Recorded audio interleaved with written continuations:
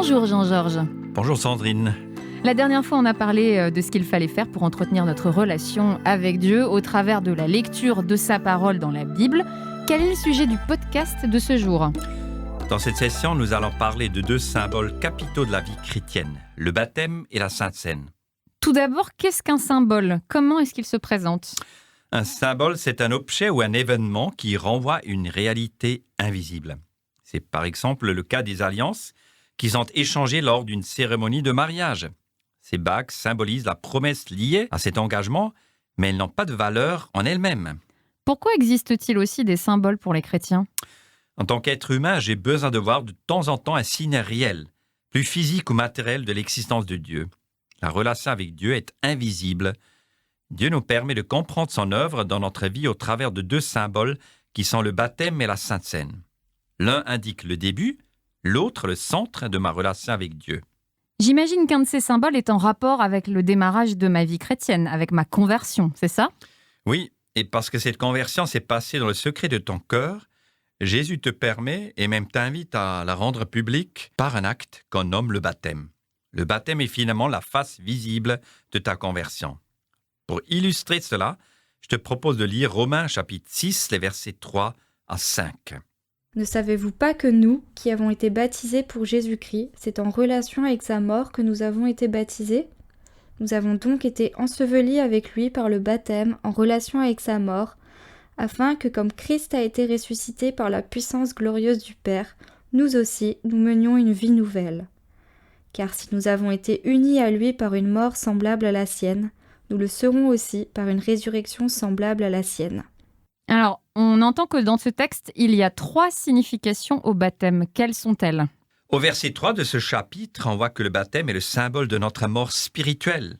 À travers le baptême, tu confesses que tu es un être imparfait, un pécheur, et que tu as besoin de Dieu. Au verset 4, on voit que le baptême symbolise notre résurrection spirituelle. À travers le baptême, Jésus te donne accès à une nouvelle vie suite au pardon de tes péchés. Et au verset 5, on voit que le baptême symbolise notre unité avec Jésus.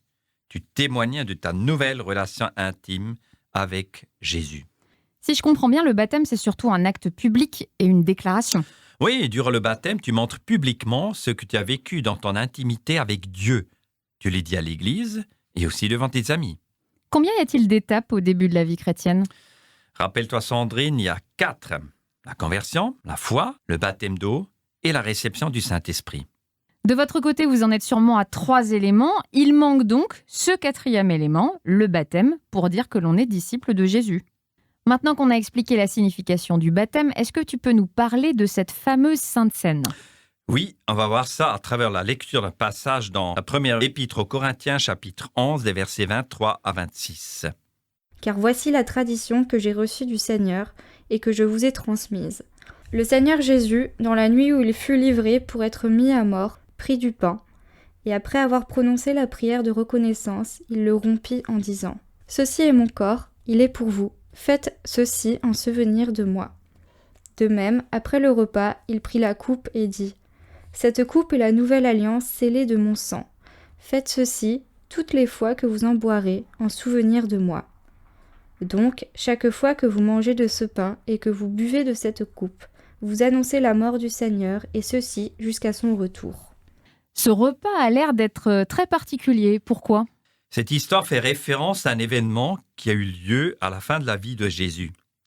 C'est lors de son dernier repas avec ses disciples qu'il a institué la Sainte Seine. En quoi elle consiste exactement alors, cette Sainte Seine ? Il a partagé du pain et du vin qui symbolisent la mort de Jésus. C'est grâce à sa mort qu'on peut entrer directement, librement, en relation avec Dieu. Lors de la Sainte Seine, l'Église rassemblée mange d'abord un morceau de pain et ensuite elle boit une gorgée de jus de raisin ou de vin. Et pourquoi partager ce pain et ce vin ensemble ? La scène a plusieurs sens profonds. On pense à ce que Jésus a fait pour nous. C'est un repas de souvenir. C'est aussi un message, car par ses gestes, on proclame ce que Jésus a fait pour nous. La scène est le signe de l'alliance de Jésus avec nous. Et enfin, c'est un repas rempli d'espérance, car on attend avec impatience le retour de Jésus sur terre. Ah oui, je comprends maintenant mieux les significations très fortes de la Sainte Seine. J'ai remarqué que le baptême se fait une seule fois dans une vie, au début de notre relation avec Jésus, souvent. Mais la Sainte Seine est célébrée régulièrement dans l'Église, au moins une fois par mois. Pourquoi cette répétition ? Le renouvellement régulier nous permet de nous rappeler la base de notre foi, la mort et la résurrection de Jésus, qui nous permet d'accéder au pardon. C'est un moment où on peut se remettre en question et demander pardon. Cette régularité nous pousse à vivre vraiment de la grâce de Dieu qu'on peut si vite oublier dans notre quotidien. Merci Jean-Georges pour ces explications. Alors on a Joël avec nous qui s'est fait baptiser il y a quelques années. Joël, qu'est-ce que le baptême a changé pour ta vie ? Mon baptême a été l'un des moments les plus importants de ma vie. Ça a été le symbole public et visible de mon engagement, de ma foi en Jésus. J'ai pu dire à tout le monde que je fais partie de la famille de Dieu. Et j'étais fier de pouvoir raconter ce que Dieu a fait dans ma vie et comment il m'a touché, comment il m'a transformé. Et comment s'est passé cet événement ? Alors, j'avais invité ma famille et mes amis et on a surtout fêté ça aussi ensemble avec les personnes de mon église. Je retiens cette date, c'était le 13 juin, je retiens cette date comme celle de mon anniversaire. C'est un moment clé dans ma vie. Que dirais-tu à un ou une jeune convertie qui réfléchit au baptême et qui se demande si c'est le bon moment ? Je l'encouragerai à faire ce pas et à se faire baptiser. C'est un moment qui nous rappellera toujours l'engagement qu'on a pris, même dans les moments de doute, dans ce d'éloignement, dans les difficultés, on se souvient qu'on a fait ce pas de foi avec Jésus, publiquement. Et comment est-ce que toi, tu vis le deuxième symbole de la Sainte Seine ? La Sainte Seine, c'est un moment, pour moi, intime en tête-à-tête avec Dieu. Les deux symboles, le pain, le vin, je les tiens dans ma main et je les mange, et cela me rappelle la réalité de la mort de Jésus. C'est un moment où je le remercie, où je fais le point sur ma vie, sur mes péchés, et où je lui demande pardon. C'est extraordinaire de faire ça de manière unie, en même temps que toutes mes sœurs, que tous mes frères. Merci, maintenant je pense qu'on a bien saisi le sens de ces deux symboles très forts de la vie chrétienne. Merci pour ton témoignage, Joël.